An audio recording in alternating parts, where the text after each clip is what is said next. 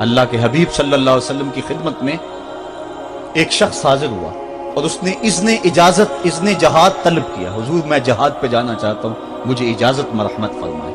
حضور نے فرمایا احی والدہ کا, کیا تیرے والدین زندہ ہیں؟ قالا نعم, عرض کی ہاں حضور میرے والدین زندہ ہیں.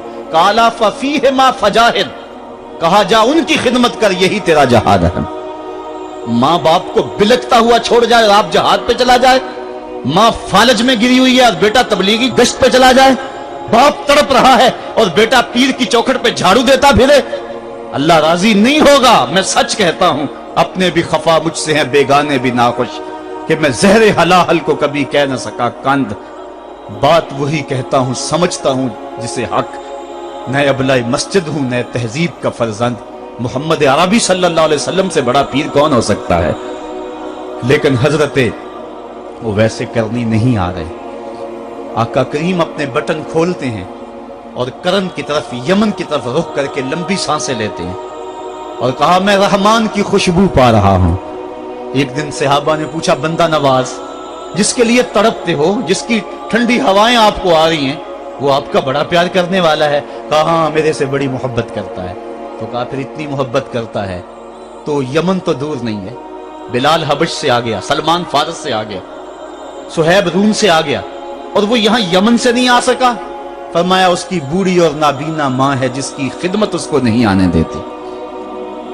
اللہ اکبر. اب حضرت اویس کرنی نہیں آئے لیکن خیر التابعین کہلائے. آئے نہیں لیکن حضور ان کی یاد میں تڑپ رہے. اللہ, بلکہ حضور نے فرمایا کہ کوئی جائے اویس بن عامر کو ملے, اور جب ملے تو اس کو کہنا میری امت کی بخشش کی دعا کرے.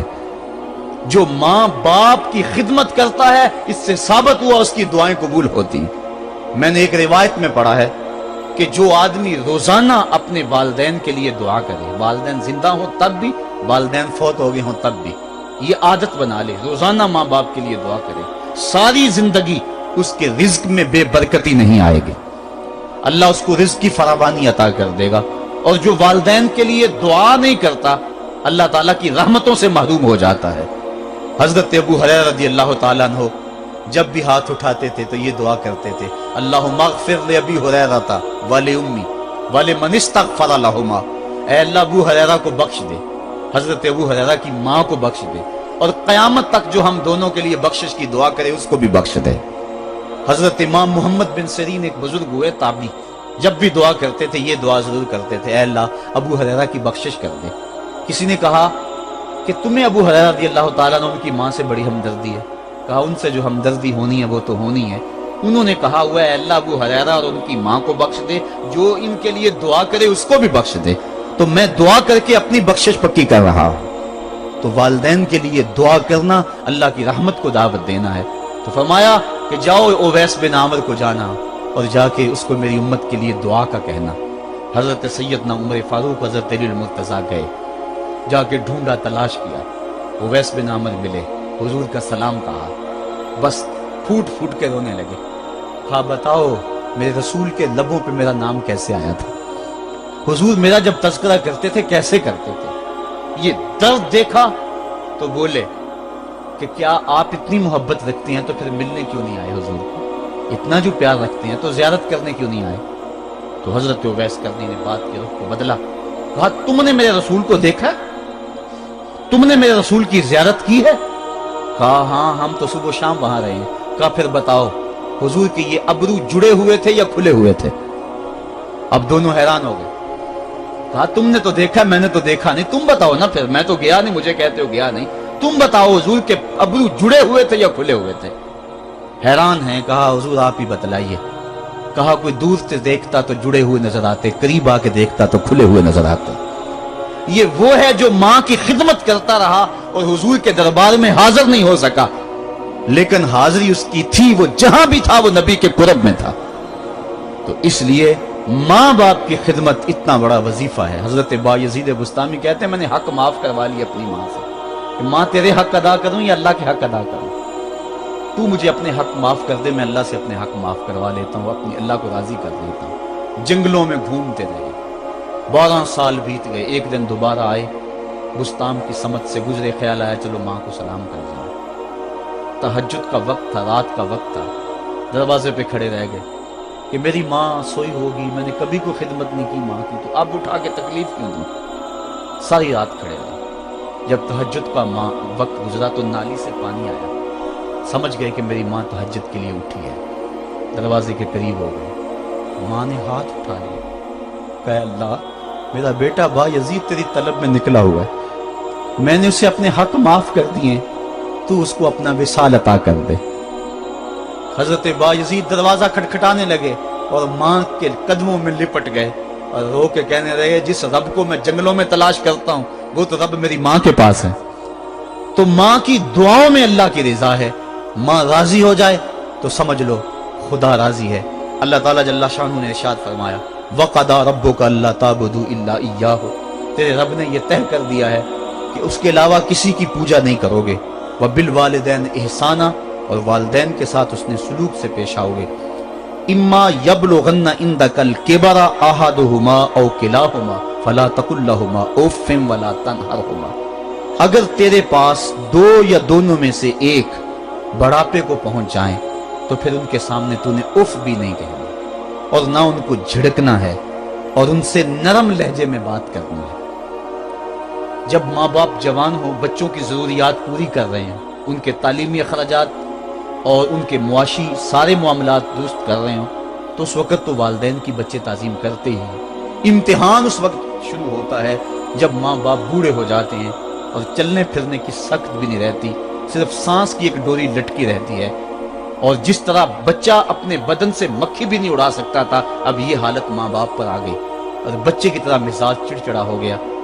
जमाने के हालात बदल गए, लेकिन माँ की पुरानी, बाप की वो पुरानी रवश है, वो उसी अंदाज में, उसी डगर में बात करता है। ये आजमाइश के दिन है, ये इम्तिहान के दिन है। अब देखना है वालिदैन की इस वक्त ताज़ीम कौन करता है। फरमाया इम्मा यबलुगन्ना इंदकल किबरा, अगर तेरे पास वो बढ़ापे को पहुंच जाए, दोनों पहुंच जाएं, या तेरी खुशकिस्मती कि दोनों में से एक पहुंच जाए या दोनों पहुंच जाएं, तो फिर उनकी तूने ताज़ीम करनी है। क्या, कैसे ताज़ीम करनी है? फला तकुल लहुमा उफ़्फ़िन, तूने उनको उफ भी नहीं कहना। हजरत इमाम फखरुद्दीन राजी के हवाले से मैं आज ही सुबह या गुज़श्ता शब उफ की तशरीहात देख रहा था। उन्होंने 12-13 अक़वाल बयान किए हैं, लेकिन 2 कौल फरमाते हैं। उफ ये है कि इंसान के बदन के ऊपर जो शफाफ रहता हो, साफ रहता हो, मट्टी पड़ जाए, रेत का ज़र्रा पड़ जाए तो उसको फूंक मार के उसको हटाता है, तो वो फूंक से जो आवाज पैदा होती है उसको अरबी में उफ कहते हैं। तो फिर उफ हर उस चीज के लिए मनकूल हो गया जो नापसंदीदा है। एक तो कौल ये है कि वालिदैन के सामने इस एहतियात से हो। दूसरी बात, आप फरमाते हैं उफ का मफहूम ये है कि जब माँ बाप बूढ़े हो जाएं तो बोलो बरास चारपाई पे निकल जाता है और इंसान उनको उठा के उनकी खिदमत करता है, सफाई करता है, कपड़े बदलता है। इंसान की तबीयत में जो फितरी नफासत है उसके तहत उसको माँ बाप से जो मकरूह और नापसंदीदा बू आती है उससे वो बचना चाहता है। वो नफरत माँ बाप से नहीं होती, वो नफरत उस बदबू से होती है जो माँ बाप के बदन से या चारपाई से या कपड़ों से उठ रही है। तो बंदा अपने जो है वो नाक पे कपड़ा रख लेता है उस बदबू से बचने के लिए।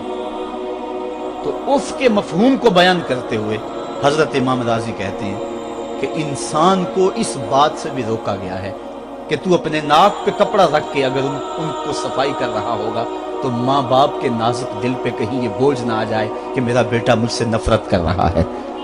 इसलिए वालिदैन की ताजीम का आलम यह है कि तू खुले नाक से उनकी खिदमत करे और वो बदबू सहता रहे और अपने नाक के ऊपर कपड़ा भी न रखे कि तेरे माँ और तेरे बाप के दिल के अंदर इतना खलाल और मलाल भी पैदा ना हो। यह है उफ का जुमरा। हजरत इमाम हसन रदी अल्लाह ताला अन्हु ने सारी जिंदगी अपनी वालिदा हजरत फातिमा तो ज़हरा के साथ बैठ के खाना नहीं खाया था। एक दिन हजरत सैयदा फातिमा ने फरमाया कि बेटा मेरा जी चाहता है कि मेरे साथ तुम बैठ के खाना खाओ, लेकिन तुमने कभी भी मेरे साथ बैठ के खाना नहीं खाया, क्या वजह है इसकी? हजरत इमाम हसन फरमाने लगे, अर्ज करने लगे, अम्मी मैं इस डर से आपके पास बैठ के खाना नहीं खाता कि कहीं किसी लुकमे की तरफ आपकी नजर बढ़ जाए और मैं अदमे आगही की वजह से अपने हाथ को उस लुकमे के पे डाल लूं और ना जान सकूं कि इस लुकमे को उठाने का इरादा मेरी मां के दिल में पैदा हो चुका है और मैं अल्लाह की रहमतों से महरूम हो जाऊं, इस डर से मैं आपके साथ बैठ के खाना नहीं खाया करता। यानी मां बाप की ताजीम का आलम यह है, उफ तक ना कहो। हजरत सईद इब्न मुसय्यब रज़ी अल्लाह ताला अन्हु जलीलुल कदर ताबी हैं, वो फरमाते हैं कि वालिदैन के सामने बेटे की हालत क्या होनी चाहिए। तो फरमाते हैं जिस तरह भागा हुआ गुलाम पकड़ा जाए और उसको पकड़ के जो है वो आका के सामने पेश कर दिया जाए, तो उस भागे हुए गुलाम को पकड़ के जब आका के सामने पेश कर दिया जाए तो जो हालत उस गुलाम की होती है, बेटे की हालत ये माँ बाप के सामने होनी चाहिए। अब उन बेटों को सोचना चाहिए जो अपने माँ बाप को दकियानुसी का ताना देते हैं और समझते हैं ये ओल्ड फैशन है, इन्हें क्या पता जमाना कहां चला गया है, और उनके फैसलों को मुस्तरद करते हैं। उलमा ने इस बात को तफसील के साथ बयान किया है कि शरीयत के जो कतई ज़ाब्ते हैं, उन ज़ाब्तों और उन कवानीन को और उन मामलात में तो वालिदैन की फर्माबरदारी नहीं होगी, अल्लाह की अगर मासियत होती हो, लेकिन जो मामले शक वाले हैं वहां माँ बाप के कौल को तरजीह दी जाए। तो फरमाया उनके सामने उफ भी नहीं कहनी, वकुल लहुमा कौलन करीमा, और उनसे नरम लहजे में बात करनी है। वख्फिद लहुमा जनाह ज़ुल्ल मिनर रहमा, और उनसे बात और उनके लिए अपने बाजू बिछा लेने हैं नरम दिली की वजह से, नरमी की वजह से। जब जानवर जमीन की तरफ रुख करता है, ऊपर से नीचे की तरफ आता है तो अपने परों को सकेड़ लेता है, तो उसके लिए ये लफ्ज बोले जाते हैं वख्फिज लहुमा जनाह। तो अल्लाह ताला फरमाया जिस तरह वो जानवर इज्जत से अपने बाजू सकेड़ लेता है और फैलाता नहीं है, वालिदैन के सामने तेरी अकड़, तेरा उहदा, तेरा मनसब, तेरी शाने, तू बड़ा ऊंचा है, लोग तुझे सलूट करते हैं, तेरे हाथ चूमते हैं, तुझे सलाम करते हैं, ऊंची कुर्सियों पे तू बैठता है, लेकिन वो सब वहां छोड़ दे और माँ के कदमों में आजिज बन के बैठ जा, बाप के कदमों में आजिज बन के बैठ जा। वहां अपनी उस किसी चीज का लिहाज रख, परिंदा ऊपर कोड़े तो पर खोले, लेकिन जब नीचे आए तो परों को समेट ले। तेरा ओहदा, तेरा मनसब बाहर रहे, जब माँ बाप के पास आए उस वक्त तू मुअद्दब गुलाम की सूरत में अपने वालिदैन के सामने का।